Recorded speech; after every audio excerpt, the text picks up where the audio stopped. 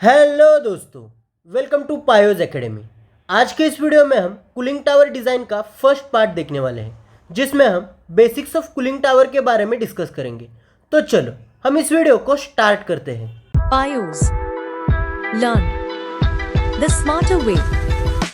सबसे पहले types of cooling system. देखो, तीन टाइप की कूलिंग सिस्टम रहती है। एक तो है वंस थ्रू, दूसरा है क्लोज सिस्टम और तीसरा है ओपन सिस्टम। सबसे पहले once through. Once through system मतलब क्या है? इसमें जो भी आपका कूलिंग मीडिया है उसे हम वापस रिसाइकल नहीं करेंगे। मतलब एक बार हम उसे कूलिंग के लिए यूज़ करेंगे तो उसे एटमॉस्फेयर या फिर रिजर्वायर में रिलीज कर देंगे।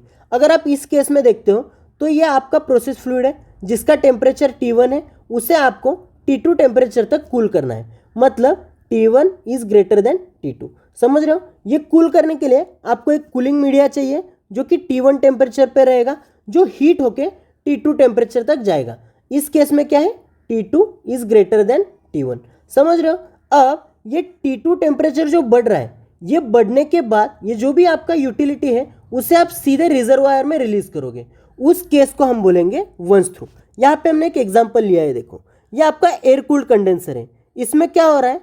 आप एटमॉस्फेयर से एयर ले रहे हो और यहाँ पे सिस्टम में जो भी स्टीम आ रहा है उसको आपको कूल करना है। जब ये जो भी कूल एयर है वो स्टीम के कांटेक्ट में आएगा, हो सकता है वो डायरेक्ट कांटेक्ट में आए या इनडायरेक्ट कांटेक्ट में आए। जैसे वो कांटेक्ट में आएगा, एयर का टेम्परेचर बढ़ेगा और एयर का टेम्परेचर बढ़ने के बाद हम उसे सीधे एनवायरनमेंट में रिलीज कर देंगे। क्लियर है? ये हो गया वंस थ्रू। यहाँ पे ये जो भी एयर आप रिलीज कर रहे हो वो वापस रिसर्कुलेट नहीं कर रहे हो। ओके, अब यही सिस्टम अगर आप वाटर के लिए यूज़ करोगे तो क्या होगा? आपको वाटर की क्वांटिटी कितनी लगेगी? क्योंकि आप वो रिसाइकल नहीं कर रहे हो। मतलब एक बार जो वाटर आप यूज़ करोगे उसे आप सीधे नदी में भेज दोगे। क्लियर है? तो आपको वाटर का क्वांटिटी बहुत ज़्यादा जाएगा। तो वाटर के केस में हमें वंस थ्रू सिस्टम फिजिबल नहीं है। वंस थ्रू सिस्टम मतलब क्या है? Use and throw. समझ रहे हो? मतलब बचपन में हम एक पेन यूज़ करते थे। देखो, 2 रुपए का पेन आता था, वो शाही खत्म होने के बाद उसे हम फेंक देते थे। उसी प्रकार यहाँ पे भी है। एक बार एयर इन किया, उससे एक बार कूलिंग हो जाएगा तो वो एयर हम बाहर फेंक देंगे। क्लियर है? ओके। उसके बाद क्लोज सिस्टम। देखो, क्लोज सिस्टम में क्या हो रहा है? ये आपका प्रोसेस फ्लूइड है जो कि T1 टेम्परेचर पे है, उसे आपको T2 टेम्परेचर तक कूल करना है। इसके लिए आपको क्या करना पड़ेगा? एक यूटिलिटी प्रोवाइड करना पड़ेगा जो कि T1 टेम्परेचर पे है और T2 टेम्परेचर पे जा रहा है। ओके, अब इस केस में मतलब जब भी आपका जो भी यूटिलिटी है वो एक्सपेंसिव होगा या फिर एनवायरनमेंट में हजार्ड क्रिएट कर सकता है, ऐसा है, तो उस केस में आपको क्या करना पड़ेगा? वही सेम यूटिलिटी आपको यूज करना पड़ेगा without releasing it to atmosphere. Okay, इस केस में हम क्या करेंगे? ये T1 टेम्परेचर पे है, वो सिस्टम में जैसे ही एंटर करेगा, हॉट फ्लूइड के कांटेक्ट में आने के बाद उसका टेम्परेचर बढ़ेगा और वो टेम्परेचर बढ़ने के बाद फिर से उसका टेम्परेचर हम कम करेंगे एक अलग यूटिलिटी यूज करके। क्लियर है? T2 से T1 तक लाया और फिर से हम उसे सेम यूटिलिटी को सिस्टम में यूज करेंगे। क्लियर है? उससे हम बोलते हैं क्लोज सिस्टम। मतलब क्लोज सिस्टम में कोई नया यूटिलिटी हम सिस्टम में एंटर नहीं कराते। समझ रहे हो? ओके, इसके लिए हमने बाइक इंजन का एग्जांपल लिया है। देखो, इंजन में क्या डालते हैं? हम ऑयल डालते हैं। ओके, वो ऑयल हम हमेशा भरते रहते हैं क्या? नहीं, एक particular amount of distance travel करने के बाद हम ऑयल चेंज करते हैं। तब तक क्या करते हैं? वही सेम ऑयल इंजन में घूमता रहता है, इंजन को कूलिंग प्रोवाइड करता है। मतलब ये जो ऑयल है, यहाँ पे ऑयल है, ओके, वो इस इंजन का कूलिंग करेगा और जैसे वो हॉट ऑयल वापस इस टैंक में आएगा तो इधर कूलिंग कैसे होगा? एयर से होगा। यहाँ पे हमने फिन्स प्रोवाइड किया है। देखो, ये फिन्स क्या करते हैं? आपका हीट ट्रांसफर एरिया बढ़ाते हैं और यहाँ पे आपका एयर से कूलिंग हो रहा है। समझ रहे हो? एयर इन होगा, एयर आउट होगा। मतलब यहाँ पे एयर लग रहा है और यहाँ से बाहर निकल रहा है। ये जो भी एयर का सिस्टम है ये वंस थ्रू है। देखो, समझ रहे हो? मतलब वही सेम एयर हम यहाँ पे यूज नहीं कर रहे हैं। एयर जो भी कांटेक्ट में आ रहा है वो इस सिस्टम को कूल कर रहा है और बाहर निकल के जा रहा है। क्लियर है? ये वंस थ्रू सिस्टम है, लेकिन ये आपका क्लोज सिस्टम है। क्लियर है? क्लोज सिस्टम क्या है, वंस थ्रू सिस्टम क्या है? ओके, उसके बाद ओपन सर्किट। देखो, ओपन सर्किट हम क्यों यूज करते हैं? अगर आप वंस थ्रू सिस्टम देखते हो तो उसमें क्या हो रहा है, बहुत ज़्यादा अमाउंट में आपको यूटिलिटी लग रहा है। क्लोज सिस्टम में क्या होता है, जैसे ही आप एक बार ऑयल फिल करते हो और कुछ डिस्टेंस ट्रैवल करने के बाद देखते हो तो ऑयल की क्वांटिटी कम हुई होती है। क्यों होता है ऐसा? क्योंकि वो जल जाता है, समझ रहे हो, या फिर उसका इवेपोरेशन हो जाता है। उसी प्रकार अगर आप वाटर का भी केस देखते हो तो वाटर का भी वैसे ही है, जैसे जैसे टेम्परेचर बढ़ेगा वैसे वैसे वो इवेपोरेट होना स्टार्ट होगा। और आपने कभी नोटिस किया रहेगा, जब आप नहाने के लिए पानी गर्म करते हो तो वो जो भी पॉट रहेगा ना, उसके बाजू में ऐसे सॉल्ट्स डिपॉजिट हुए होते हैं, देखो। तो वो क्यों होते हैं? क्योंकि जैसे जैसे वाटर इवेपोरेट होता है वैसे वैसे इसमें सॉल्ट्स का कॉन्सेंट्रेशन बढ़ता है। उससे क्या होगा, अगर ये ज़्यादा कॉन्सेंट्रेशन वाला वाटर हीट एक्सचेंजर में जाता है तो ट्यूब्स पे डिपॉजिट हो जाएगा और स्केलिंग की वजह से वहाँ पे हीट ट्रांसफर कोएफिशिएंट कम होगा। क्लियर है? तो हमें क्या चाहिए, जो भी सॉल्ट्स है वो मिनिमम अमाउंट में चाहिए। उसके लिए हम क्या करते हैं, उसमें मेकअप करते हैं। वही सिस्टम हमने यहाँ पे ड्रॉ किए। देखो, ये आपका हॉट प्रोसेस फ्लूइड है जो कि T1 टेम्परेचर पे आ रहा है, T2 टेम्परेचर पे उसे बाहर जाना है। ओके, और ये जो भी आपका यूटिलिटी है कोल्ड वाटर, वो T1 टेम्परेचर पे है, T2 टेम्परेचर पे बाहर जाएगा। ओके, यहाँ पे आते समय वो T2 टेम्परेचर पे रहेगा, उसे आपको T1 टेम्परेचर तक कन्वर्ट करना है। तो इस समय पे अगर उसमें इवेपोरेशन हो गया तो क्या होगा, यहाँ पे सॉल्ट्स का कॉन्सेंट्रेशन बढ़ेगा। उसको अवॉइड करने के लिए हम क्या करेंगे, यहाँ पे मेकअप वाटर डालेंगे। ओके, मेकअप वाटर डालने से क्या होगा, ये सॉल्ट्स का कॉन्सेंट्रेशन कम होगा। अगर उससे भी कम नहीं हो रहा है तो हम क्या करेंगे, जो भी ये हाई कॉन्सेंट्रेशन वाला पानी है उसका थोड़ा सा ब्लो डाउन कर देंगे और वो भी पानी मेकअप वाटर से ऐड करेंगे, जिससे क्या होगा, ये सॉल्ट्स का कॉन्सेंट्रेशन और कम हो जाएगा और हीट एक्सचेंजर में स्केलिंग नहीं होगा। समझ रहे हो?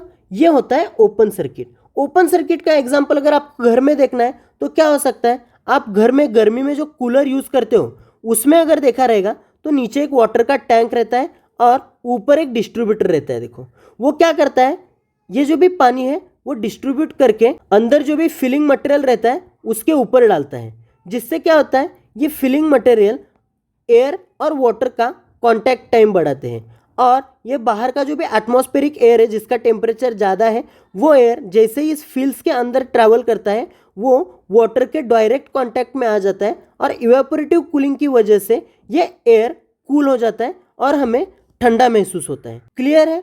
ओके, अब यहाँ पे भी देखो, ये वाटर इवेपोरेट होके जा रहा है तो हमें कुछ वाटर मेकअप करना पड़ेगा। समझ रहे हो? इसीलिए कुछ टाइम होने के बाद हमें इस टैंक में पानी ऐड करना पड़ता है ताकि कंटिन्यूसली हमें ठंडी हवा मिलती रहे। क्लियर है? ओपन सर्किट क्या है, समझ में आ गया आपको कूलिंग सिस्टम क्या है? ओके, अब अगर आप कूलिंग टावर देखते हो तो कूलिंग टावर में आपको ओपन सर्किट वाला कूलिंग सिस्टम देखने को मिलता है। ओके, अब कूलिंग टावर को हम एकदम डिटेल में डिस्कस करना स्टार्ट करते हैं। देखो, कूलिंग टावर क्या है?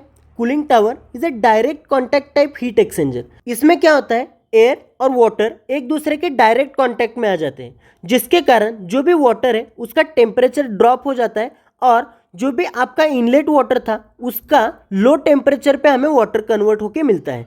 क्लियर है? कूलिंग टावर क्या है? ओके, कूलिंग टावर में एयर और वाटर का डायरेक्ट कांटेक्ट आ जाता है, इसीलिए हम उसे direct contact type heat exchanger बोलते हैं। क्लियर है?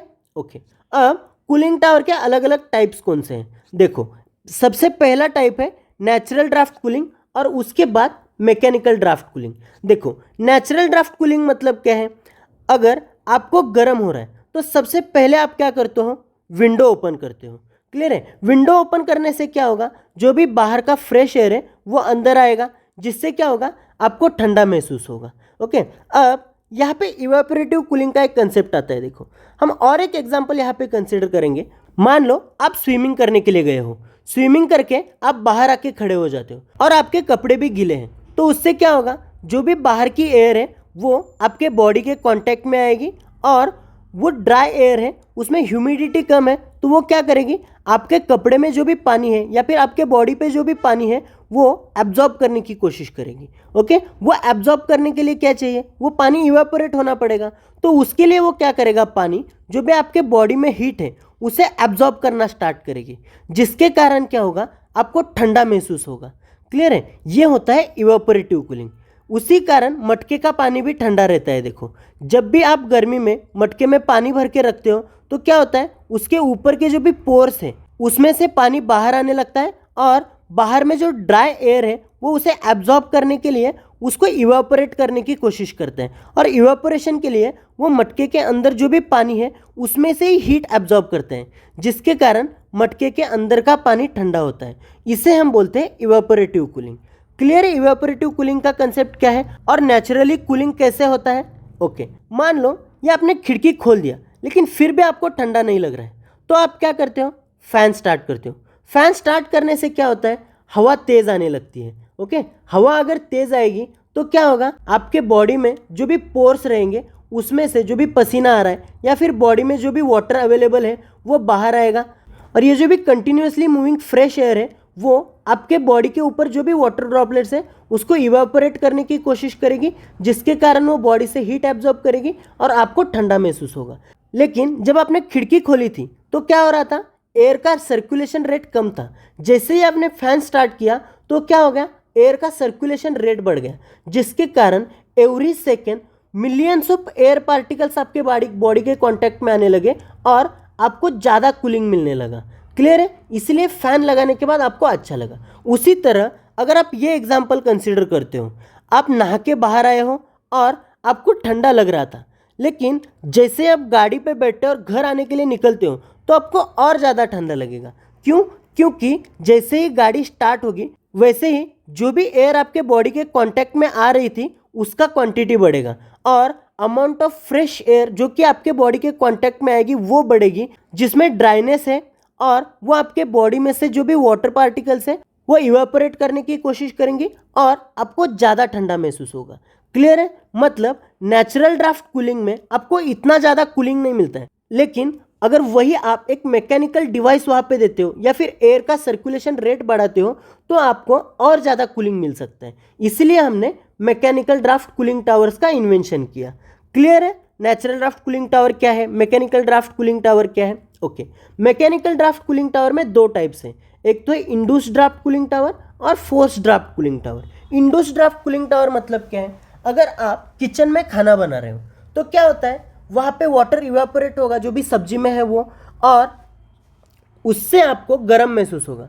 तो आप क्या करते हो? एग्जॉस्ट फैन दबाते हो। एग्जॉस्ट फैन क्या करता है? ये जो भी यहाँ पे वाटर वेपर्स है उसको खींच लेता है और इस विंडो से बाहर भेज देता है। ये क्या कर रहा है? जो भी यहाँ पे गर्मी है उसको एब्जॉर्ब करके ले रहा है, खींच रहा है।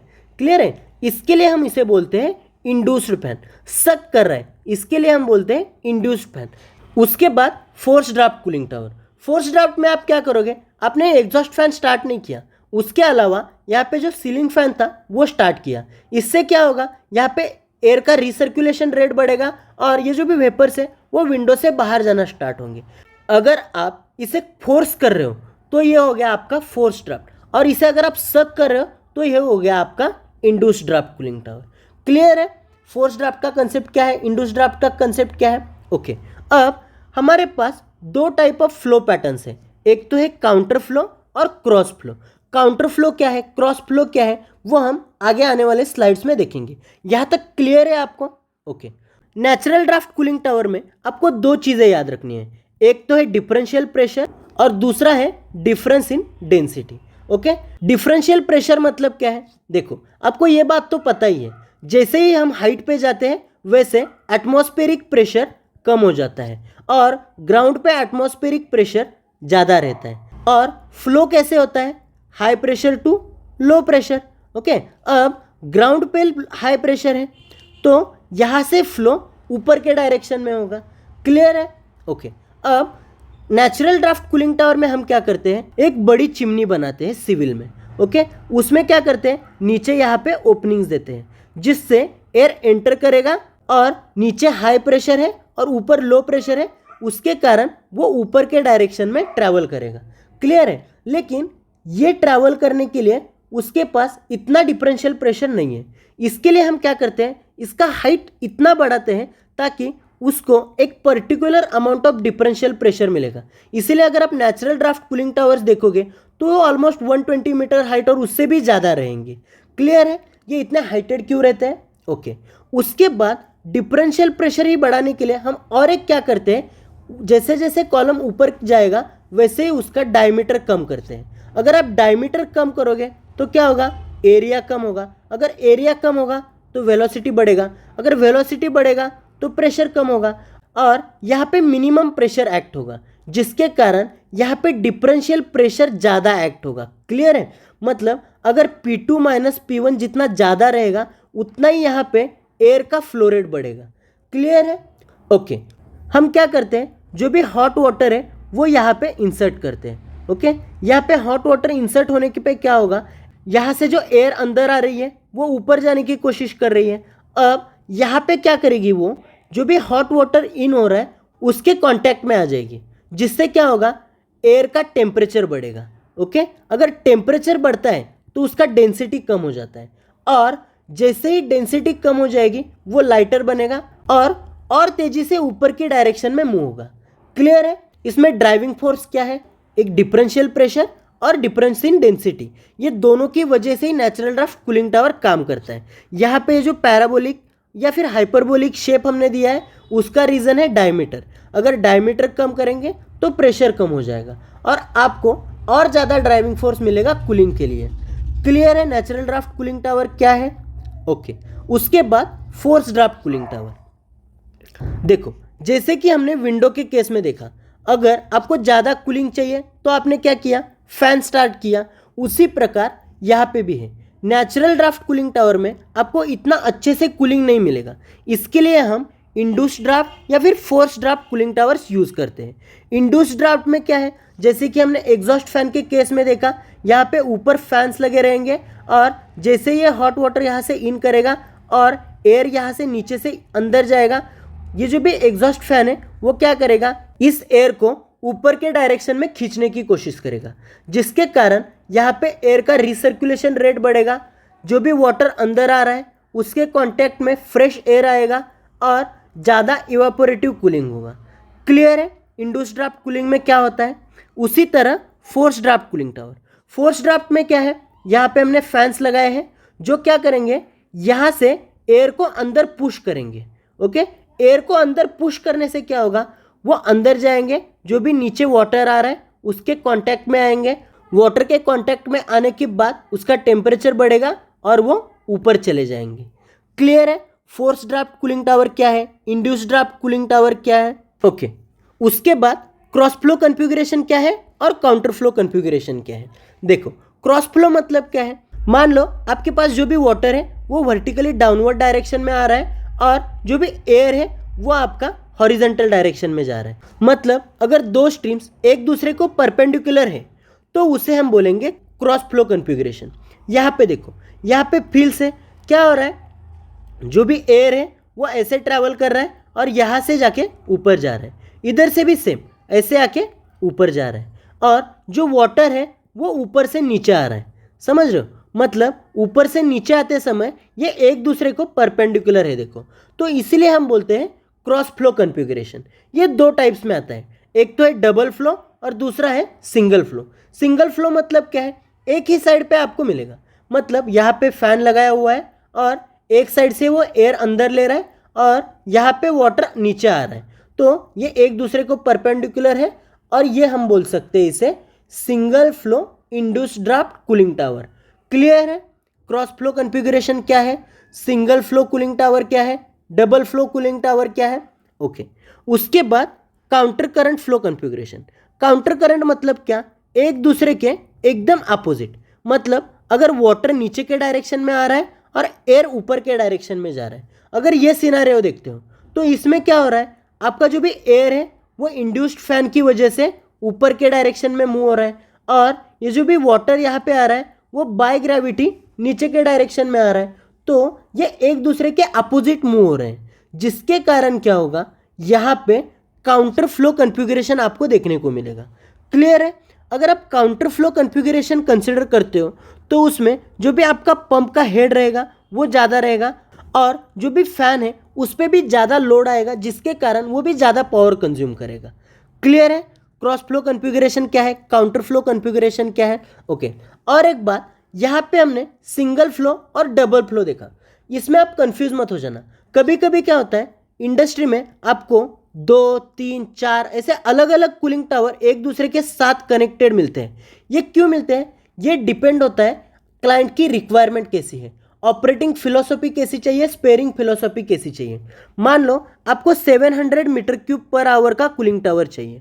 Okay, 700 metre cube per hour cooling tower के लिए आप सिर्फ एक कूलिंग टावर दे सकते हो 700 मीटर क्यूब पर आवर के लिए। ओके, लेकिन इसमें प्रॉब्लम क्या होगा?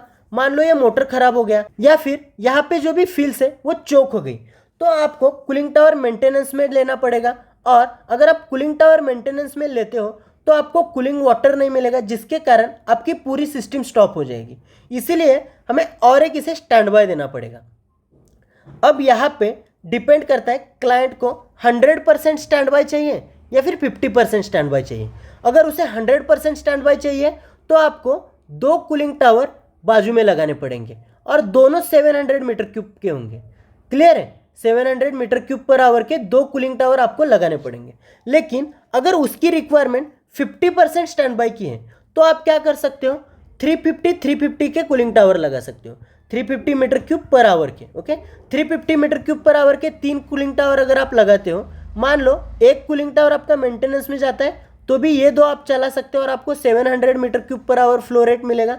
मान लो पहला आपका मेंटेनेंस में चला जाता है तो बाकी के 2 आपके पास है तो भी आपको 700 मीटर क्यूब पर आवर का फ्लो रेट मिलेगा।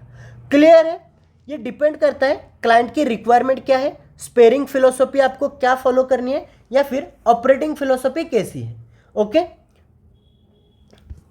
उसके बाद पार्ट्स ऑफ कूलिंग टावर। देखो, अगर आप कूलिंग टावर कंसीडर करते हो तो उसमें अलग अलग पार्ट्स आते हैं। सबसे पहले कूलिंग टावर का फ्रेम।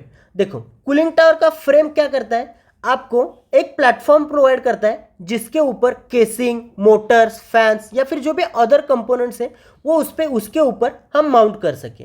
यह हो गया आपका कूलिंग टावर फ्रेम।